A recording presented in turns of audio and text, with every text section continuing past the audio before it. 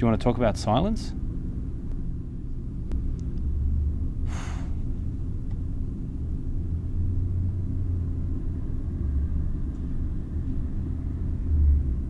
Well, that isn't silent because there are trucks going by and there's a humming air conditioner.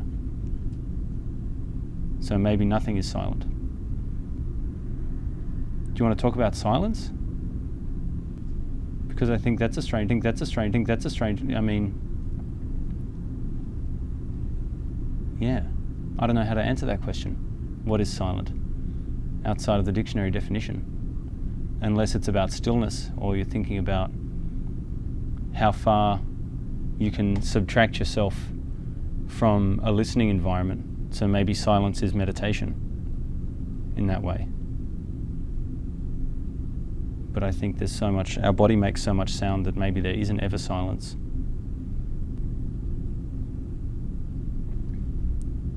Music is any vibration that makes you feel or think or react.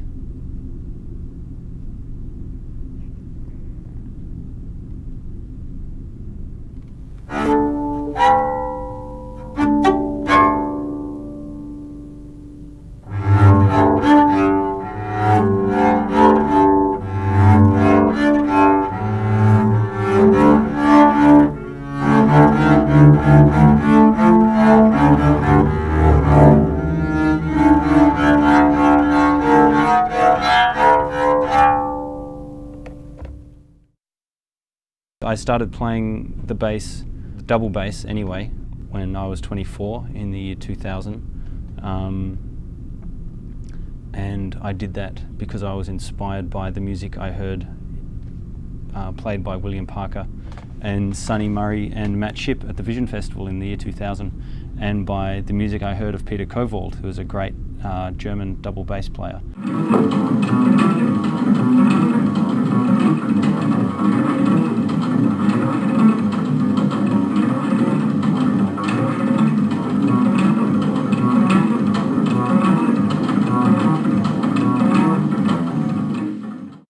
Hearing the energy and the excitement and the freedom of that music that William and Matt and Sonny Murray were making was sort of opened the door to the idea that I could do this, and actually basically said that I had to do this. So like it was sort of actually like a mandate to go and start taking my life as someone who loved music and who wanted to play in a certain way or with a certain spirit, take that on.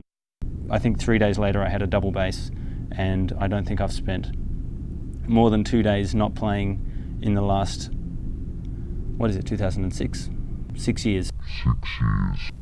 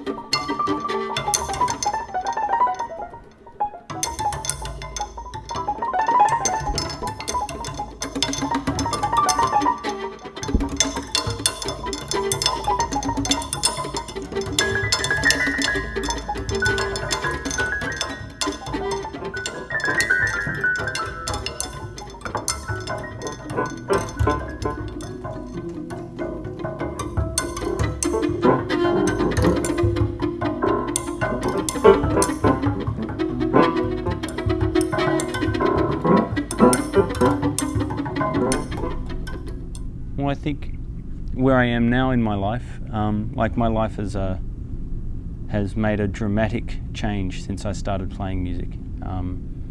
And so when I look at my life now, there's like these two phases. There's before music and with music.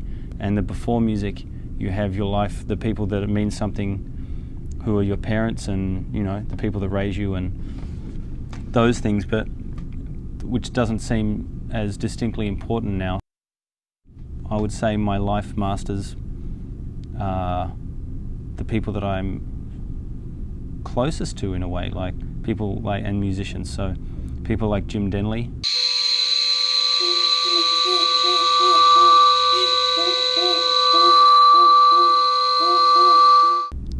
And John Rose.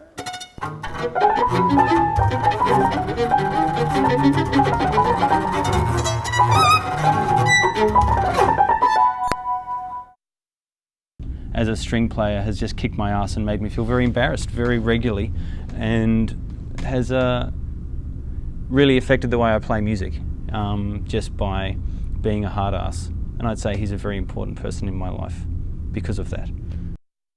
Jim Denley, I would say, is an incredibly important person in my life as a musician and as a thinker and as someone to communicate with, and someone whose vision and integrity are paramount. I guess I look to all the people that I genuinely respect or people whose kind of actions historically I respect. It's sort of this consistency of ethics, you know, the idea of being really, like, I mean, everybody sort of has contradictions, but like this kind of through line of a sort of purity and sort of like standing for the things you do, like that the music we're making as improvisers is more than just about the music.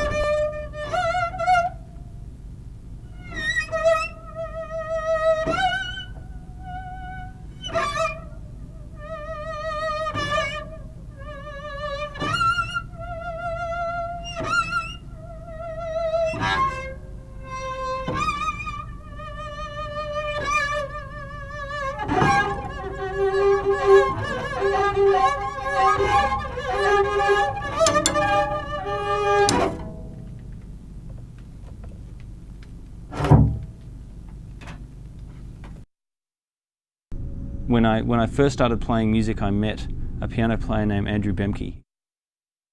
He was the first musician I was close to who, I guess, introduced me to the idea and, well, I guess, yeah, to the idea of what free jazz was, you know, and what the struggle of the music and the beauty of the music and the integrity of the music.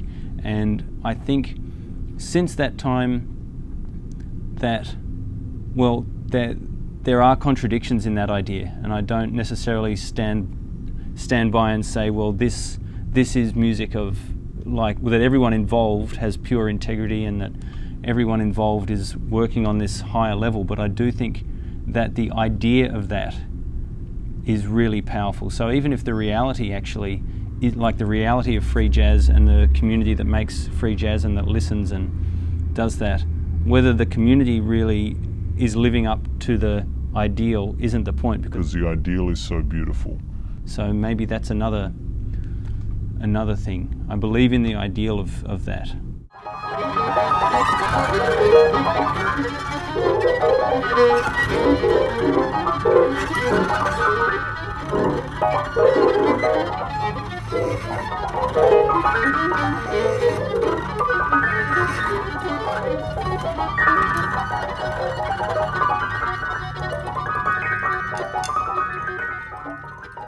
Death doesn't, I mean, I think obviously with death, the soul leaves the body decomposes.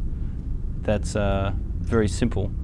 And, but I do believe, I mean, if you're asking about spirituality and my belief in the soul and, you know, essential energy, I believe in rebirth and I believe in the accumulation of debt of the soul, you know. So I think when we die, we probably come back relatively quickly, you know, and keep going until we figure out how not to come back.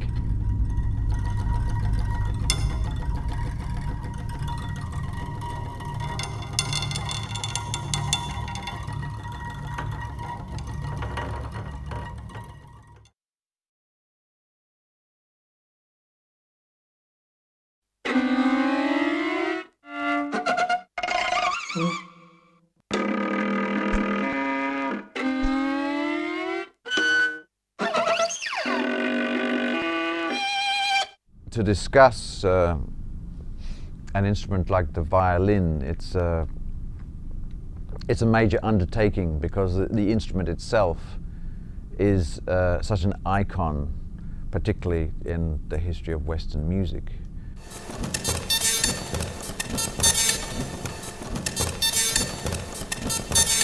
In fact, it's 70 pieces of wood stuck together by a man's hands. It has taken on this magical quality, but in fact it's made by somebody, and it's bits of wood stuck together in a box, and there's some gut and there's some strings, and it's a basic way of making sound.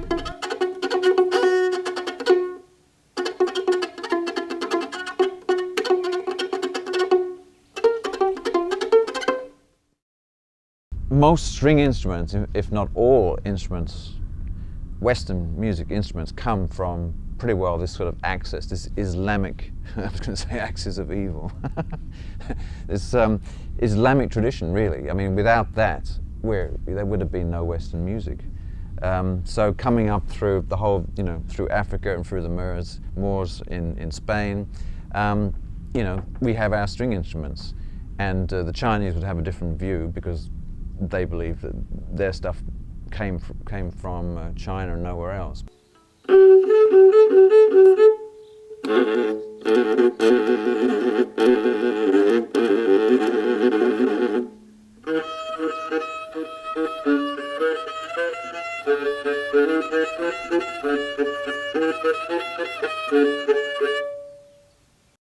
This instrument arrived, someone invented it in 1500s, and it sort of basically stayed like that, with 4 strings, and not much happened to it until they wanted to make it louder and stronger, which sort of happened in the late 1800s, early 1900s. Whereas the whole notion of string instruments is one of experimentation, and many different families of many string instruments with many different strings and many different ways of playing them, tuning them. It's a wealth of instrumental possibility. Once you start to really look at history and look around the corners you discover the most extraordinary people. They've always been freaks. People tend to think of Western music and Bach, Beethoven, Mozart as being very serious and nothing weird ever happened. It's just not true. And I found in the pages of history some very interesting stuff. In terms of tuning, a composer like Bieber used dozens and dozens of different ways to tune the violin based on the folk traditions of the time. There was a guy called Nicholas Bruns about the same time of Bach, and he became well known for playing the church organ, the foot pedals with his feet, and improvising on the violin at the same time. An odd instrument was suddenly invented at the time of Haydn called the baritone. It was like a viola da gamba, but with 12 resonating strings in the neck. Haydn wrote like 230 sonatas for it. They were played, and then the instrument and all the music disappeared. Just like one of these sort of strange apparitions.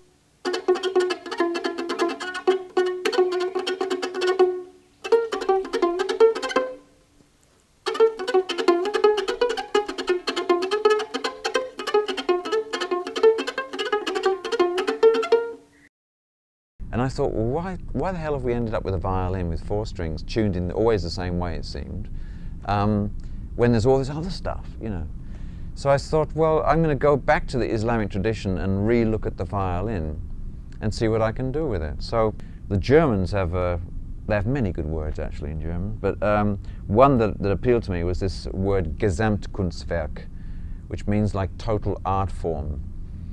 And so I could actually perceive of the violin taking this icon, this Western icon, and transforming it for my purposes, as opposed to the received history of Western music purposes. And once I'd done that, and it was really only a trick of the mind in a way when I look back on it, suddenly all my skills could be useful in this sort of purpose. So this sort of instrument making started to develop, of trying out, you know, violins with more strings, with sympathetic strings, with more necks, you know, violins joined together like Siamese twins, violins which are powered by a sail, Aeolian violins, violins which are powered by wheel and bows, you know, like pushing a lawnmower or something. Violins powered by everything imaginable, you know, whatever I could dream up of, I would try to experiment with.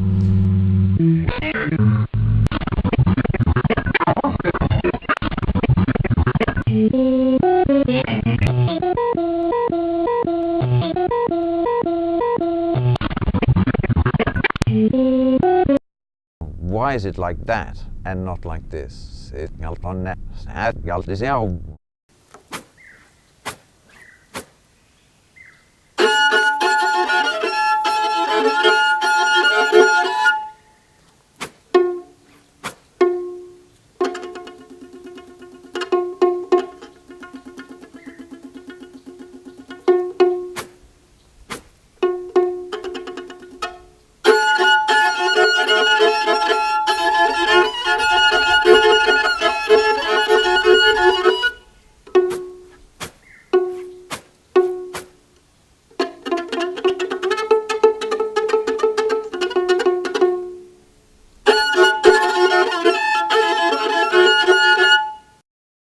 I did a 12-hour concert, continuous, really trying to play as well as I could for 12 hours, non-stop. And this was an interesting thing to do because, of course, you run out of your language after a while. You have to, and then you repeat, and it's how you repeat, and then you find new things. It was an extraordinary enterprise, let alone the whole notion of time, how time changes over such a long concert. If we wanted to, we could make an instrument here. You know, we have materials. We have a soundboard. We've already got the you know, a body. We have bits of paper, screens, curtains. You know, we could make musical instruments out of this room without any problem. I'm not going to do it because it's 2 in the morning, but that's a possibility. Everywhere you go, there is sound. You can do things.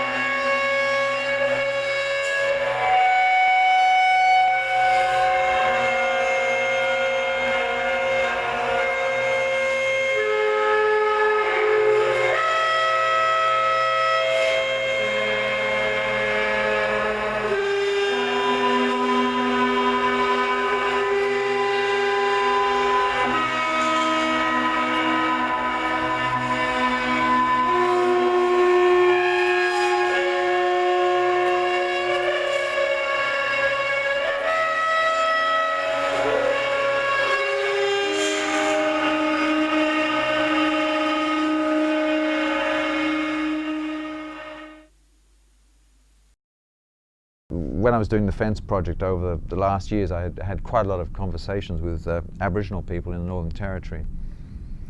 And I became aware of the fact that in my lifetime, so like I'm 55, so in my lifetime, there were Aboriginal elders who, you know, basically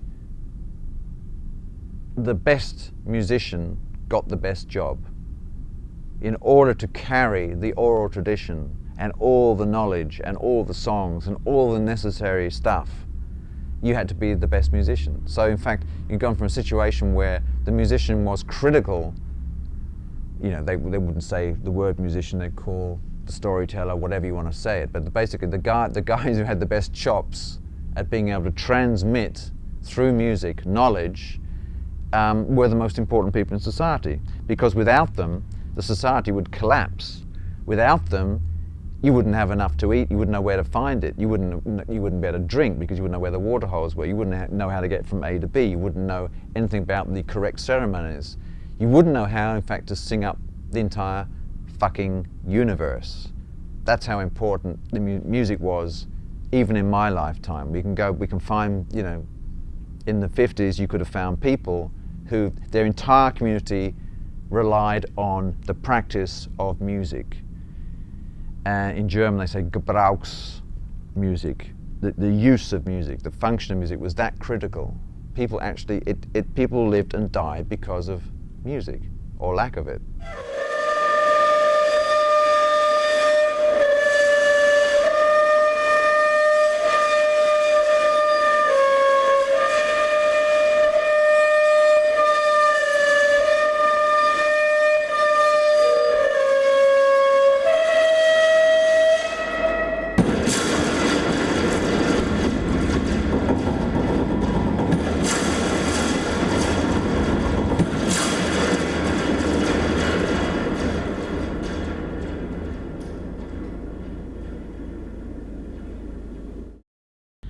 And we've gone now to a situation where it's completely arbitrary. Music is ubiquitous, but no one's actually playing it, no one's actually making it. And consequently it's lost all its power. Not all, but you know, it's a disastrous situation. And we've seen this happen in less than a lifetime. And do you read letters in the press complaining, you know?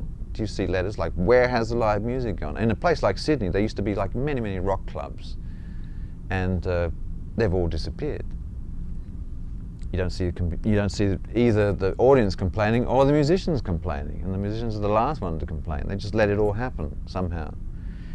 So I think we're in a dangerous time. I'm not saying it's a final time, but it's a dangerous time, and we really need people to be making music again, and we really need to be able to generate situations where music becomes again a function, a pillar of society, in the sense that it's absolutely critical to have it. Again, you know, this thing in the Western music happened whereby people sat and listened to music, which was a very odd thing, because in most societies the notion of people just sitting around listening to music was kind of like stupid. You know, music, you dance to it or you do something to it. It has a function. You know, someone gets born to it or dies to it or gets married to it or whatever. There was always a reason for it, and all this reasoning now has disappeared.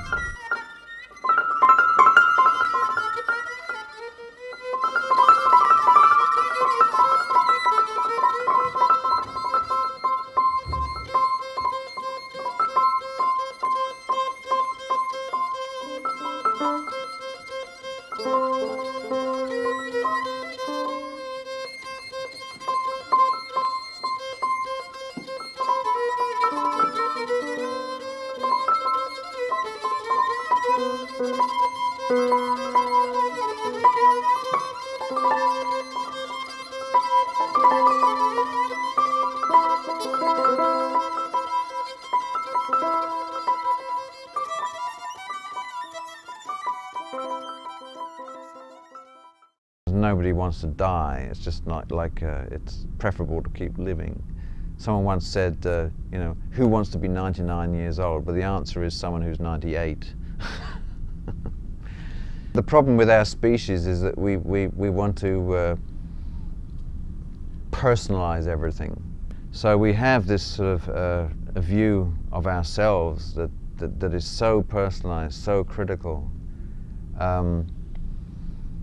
And we've made a society or a set of societies and civilizations whereby that has become, you know, worshipped. You know, we're worrying about the personalization of death, the technology and the technique of dying, but in fact, you know, the entire planet is up for grabs right now. I mean, the Great Barrier Reef will probably cease to exist in 20 years. So it's always fair to say, and certainly when you go to the outback in Australia, you're surrounded by death a lot. Things die there in front of you. And you see it all the way around in a way that you don't see death in a city, of course. It's covered up. But the fact is, you know, the entire planet is dying. Our species has made it unsustainable. Because of my medical condition, I've realized that life will be shorter than expected. And so the only thing in terms of a technical sense, it's made me concentrate my mind even more on what things I feel are important. I can't even say this is a new idea, because I've always felt through my life that I've been rushing around trying to get things done, because it seemed such a lot to do. Now, I guess I'm not rushing around quite as much, but I'm actually trying to be more efficient in what I do. Because I have, for what kind of distorted reason, this sort of sense that I want to do something that's sort of worthwhile while I am in existence. And after I cease to exist, it won't matter anyway.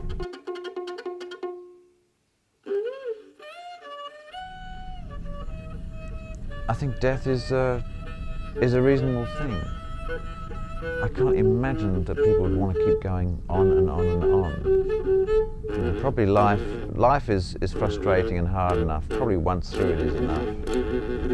I'd hate to have to come back and do it all over again.